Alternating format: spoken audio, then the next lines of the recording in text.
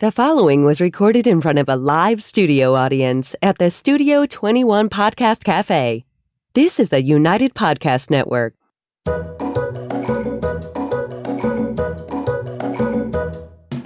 Welcome to the Quirky Dog Podcast, inspired by some of the quirkiest dogs you can ever imagine and the owners who love them.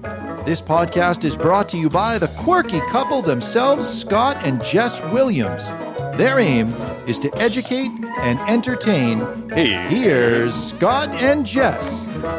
Welcome, guys, and happy Wednesday. We're coming to you from Salem, New Hampshire, and also happy November. We're really just rolling into the holidays here.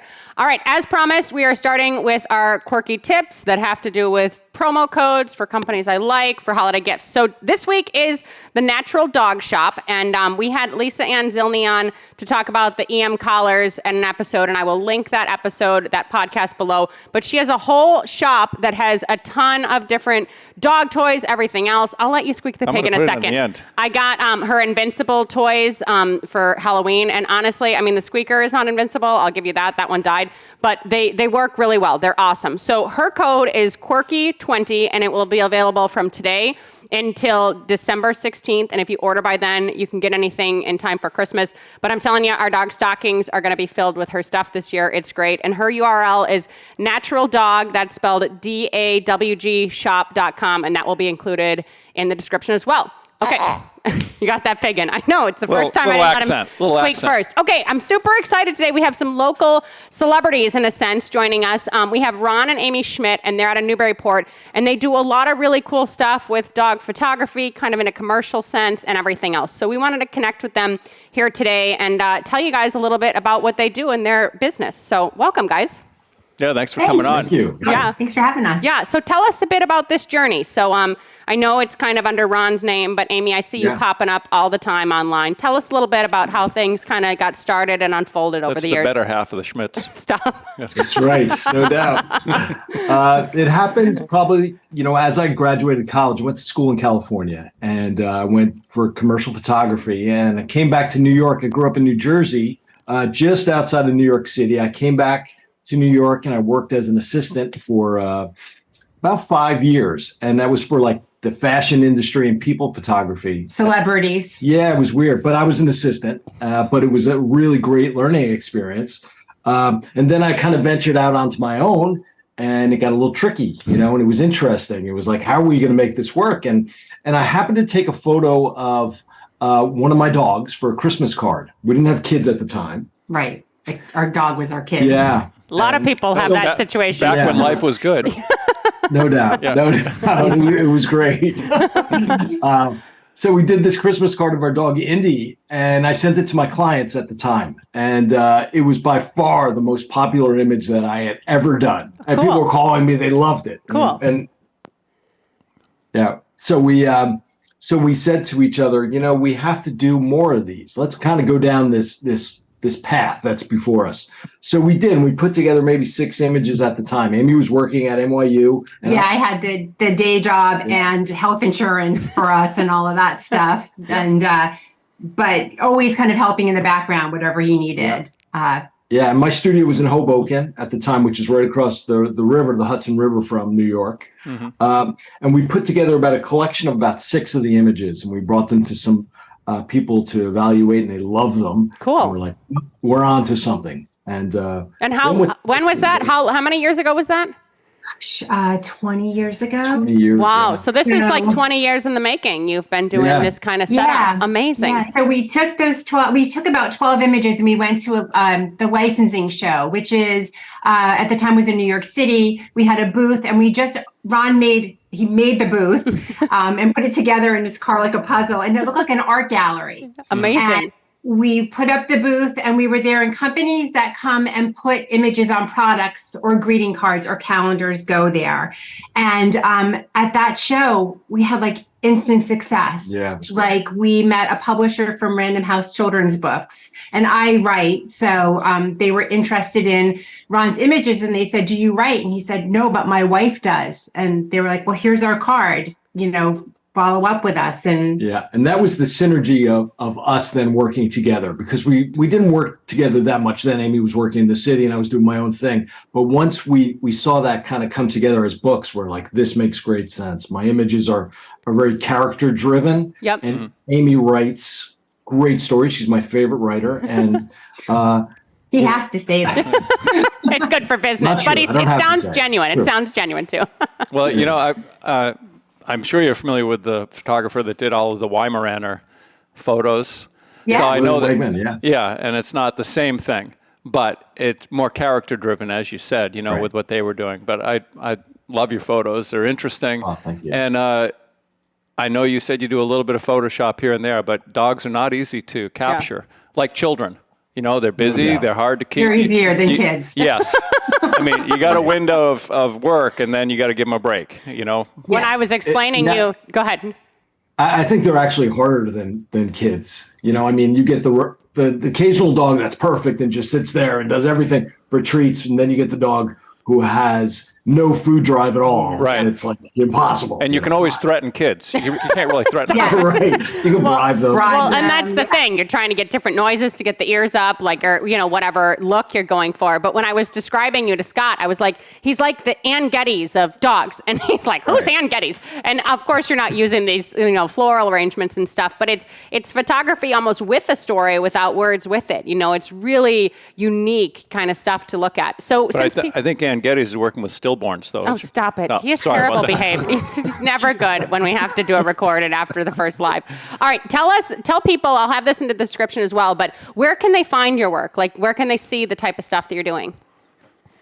You tell them, Amy.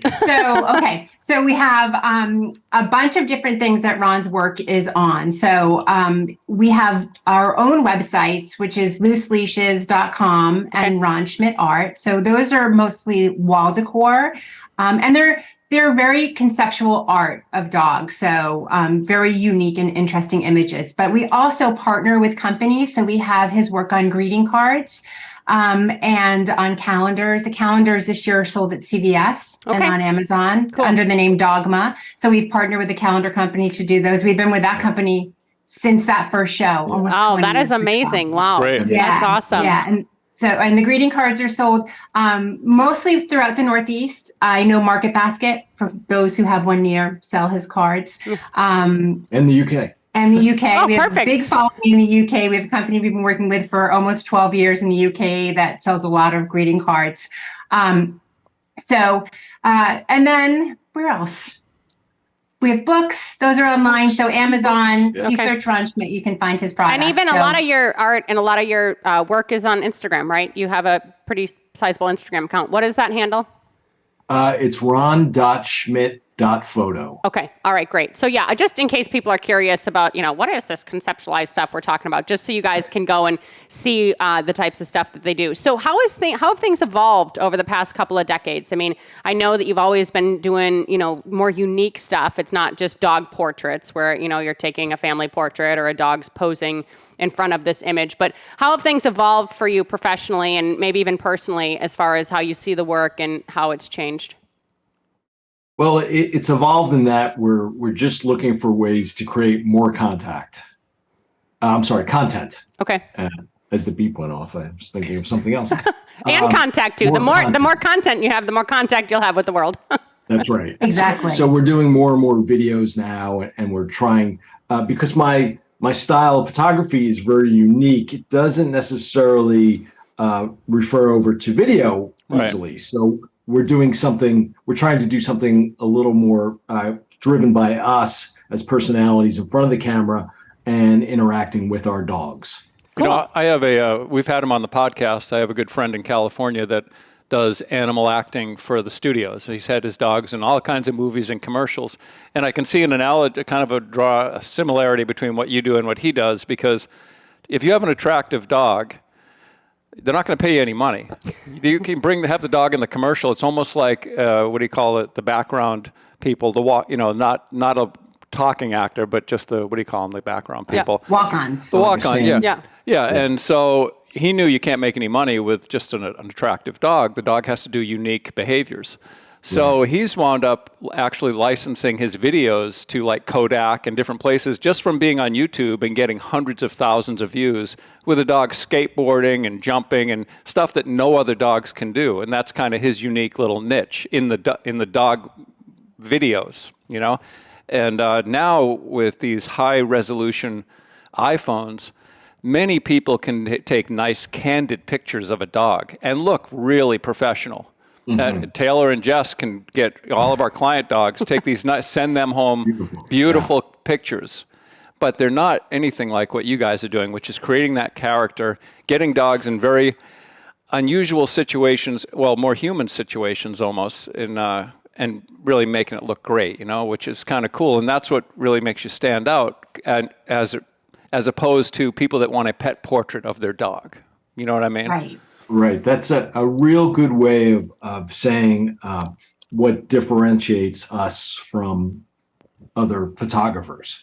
You know, it's not portraits so much where it's more of it's visual storytelling. Yeah. It's a deeper level. And that's what we sell. Now, we do that other stuff also, but this is more, we're trying to create art. Yeah. You know, we want people to collect, and we have many people who do collect our art.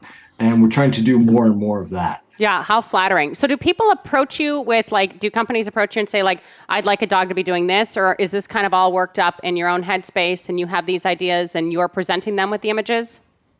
Everything you see that's on my website or on Instagram or anything is all us. You know, it's all our concepts, and the writings are all Amy's, and the names and things like that. It's all out of our creativity. Cool. Have you guys done any children's books? Yeah, so we've done, how many? We've done 3. Okay. So we've done, and I write poetry, so they're poetry books. So Nice. What we do with those as well is that we've had them published. We have 3 books through Random House, which is exciting, and they've been sold for a number of years, but we do school visits. That's something new that we started to do. Awesome. Is that we go to schools and we visit with elementary school kids, teaching them how art and creativity come together.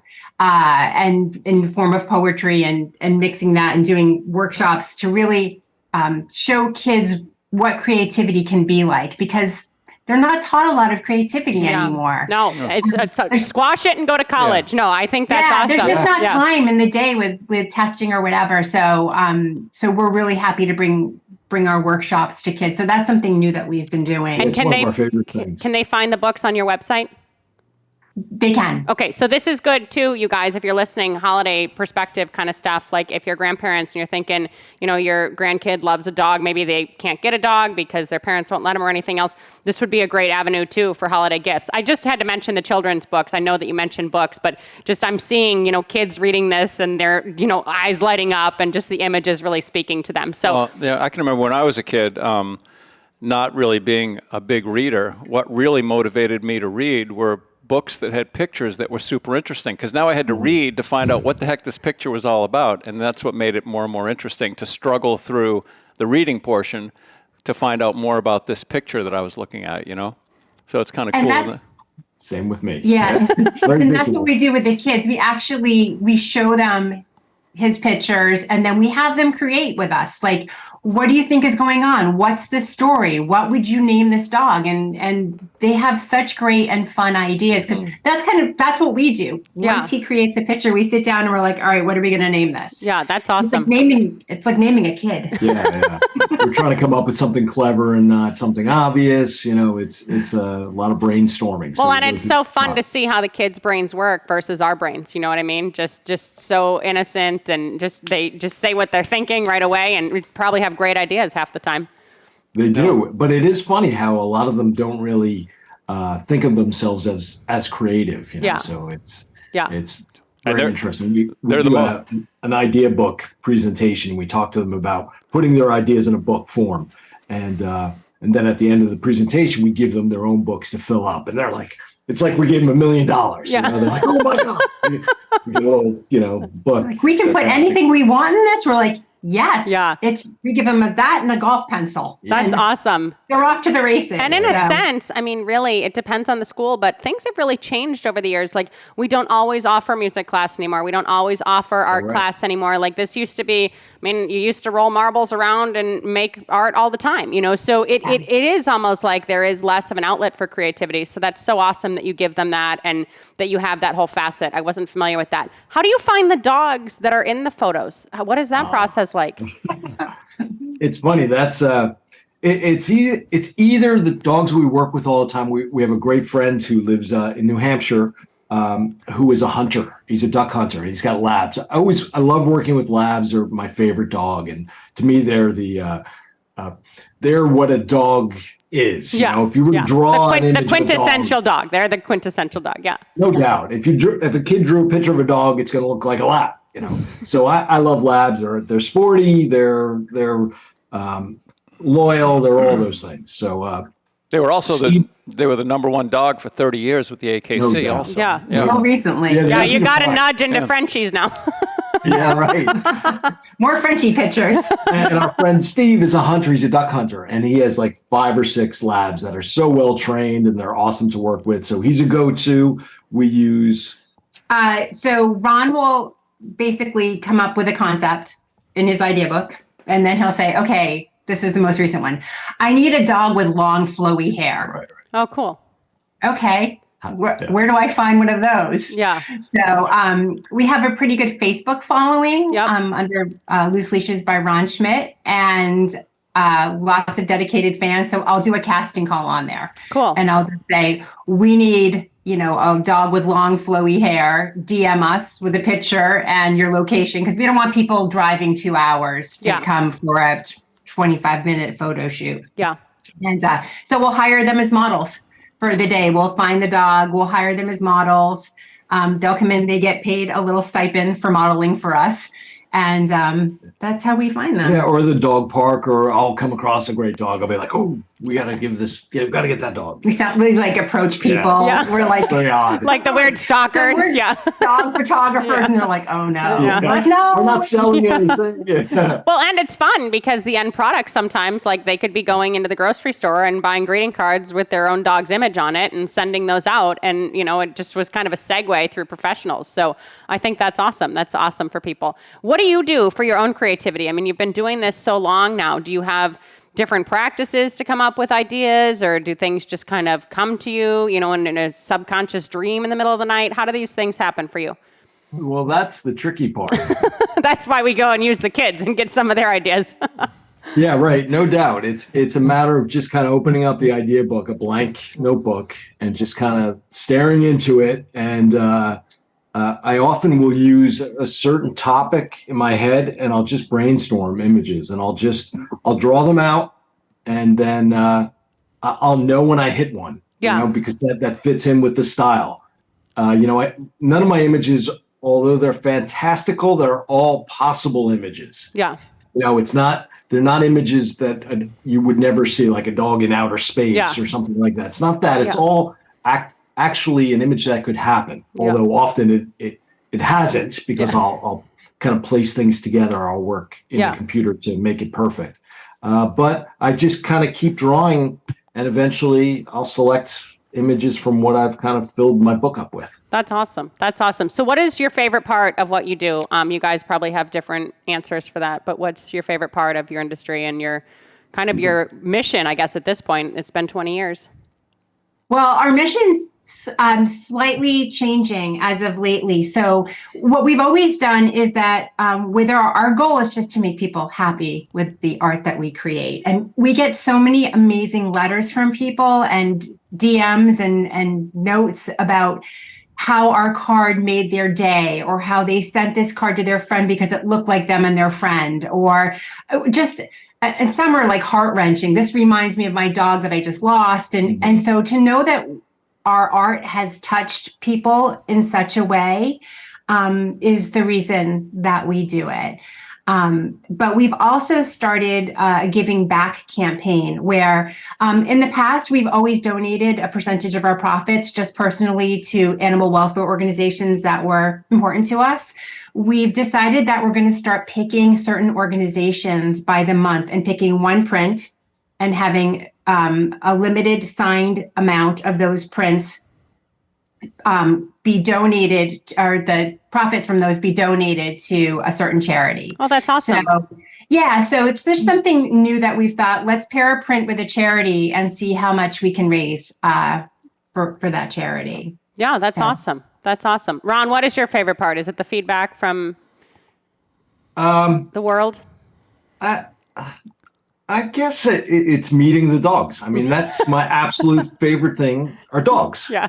So I was thinking of that earlier. I mean, when you think about like what excites you as from a little kid, it was being a dog. You know, you walk into somebody's house and they have a dog. Yeah. Oh, it's fantastic. Like, and I think once a day, I think at least once a day, you always say, there's nothing better than a dog. There isn't. I mean, at least once a day. Yeah. So I think that just that simple part of it would be, and you guys can probably relate. You have dogs all the time. Yeah, no, it's true. We like dogs a lot more than people half the time. Yeah, no doubt, right? It must have been really exciting, though, when you did that first licensing show and had so much positive feedback and got people, because I think most people that go and rent a booth don't get any sales out of that booth. They go and they're trying to get exposure, and they shook a lot of hands, they gave a lot of cards out, but they don't typically result in business. Yeah, overnight success like that. So it's really nice to get such quick positive feedback right on the spot, Absolutely. It's a great way to test any idea. Yeah. You have something, you think you believe in it. If you don't get any, everybody Response. gets some positive response, Yeah. but getting sales out of that is a real indicator there's something here, I would think, Well, and universally, it just really seemed like you guys were on the path that you were intended to be on, that the world responded in the way they did. So that's awesome. So 20 years in the making. I know you're going to be including this charity thing with certain number of signed prints. Anything else brewing for the future? Kind of the direction you guys want to head? Anything else we haven't touched on? A lot more video, like we had mentioned earlier. We're going to, we're not quite sure exactly what path we're going to go with that, but it's definitely going to be a goal of ours to do a lot more stuff in front of the camera and with the dogs. Awesome. So, cool. And art gallery route. Yeah. Oh, nice. Ron's work, you'll see it online. It's awesome online, but when it is big, in a 36 by 36 or a 48 by 48. We've actually had them printed as big as 60 by 60. They're stunning. Yeah. So we've started reaching out to different art galleries around the country and pitching shows. Ron's work will be in New York City in December for a show. Cool. Which is exciting. So we're kind of spreading our wings out that way. That's awesome. That's awesome. So yeah, and what companies do you connect with in the UK? Because ironically, we do have a pretty big UK audience too. So when you said that, so I know you mentioned it was Dogma in the States was the calendar or something. What are the UK companies that you work with?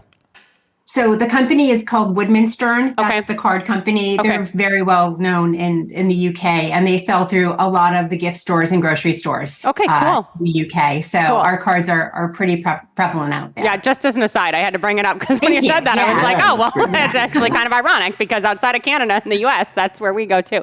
And then lots of dogs. Yes, exactly. And then for you guys personally, I just want to know, what do you own for dogs, and what is your life like with dogs and all of that right now? So we have two. I wonder if I can get... Come here, Lou. Louie, come here. Louie, come. Louie's sleeping. Your dogs were very well behaved, by the way. Oh, well, right now they are. They're tired. It's like they sleep in the middle of the day and then they're playing. Ready to rock at night. Come on. So we have a yellow lab. Oh, shocking. Yeah, okay. Yeah, shocking. We were hiring so many models. We're like, let's get our own. So he's a write-off, right? Yeah. He was a write-off. Oh, he's so cute. Hi, you're such a good boy. Yeah, we're the same. You just instantly light up. I guess it is dogs. I have a question. Have you got into like a coffee table book, or do you have enough? Have you thought about that kind of thing? It's funny you mentioned that. So we just completed one. I don't know if you had enough images yet for something like that, but we do. We did a whole book. So I would say maybe about 6 months ago we finished that. And so it's ready, and we're now just kind of pitching it to publishers. Yeah, So, that's an expensive one to get produced. Yeah, especially with nice. It's great. We have a couple physical copies of it, and it's just beautiful. So Yeah. Great. Cool. Yeah, we hope to get that published. Now you got to go on tour with the book. Oh, that's That'd be true. fun. There you Yes, go. that's next.